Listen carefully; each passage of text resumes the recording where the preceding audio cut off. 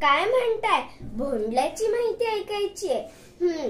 भोंडला म्हटलं की खेळ, गाणी, खिरापत आणि मज्जाच मज्जा. भोंडला जो महाराष्ट्रातल्या मुली आणि स्त्रियांचा एक पारंपरिक खेळ आहे.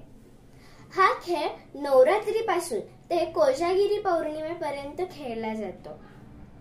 यामध्ये सर्व स्त्रिया अंगणात एकत्र येऊन हत्तीच्या मूर्तीची किंवा चित्राची पूजा करून त्याभोवती रिंगण करतात आणि लोकगीते गाऊन नाचही करतात.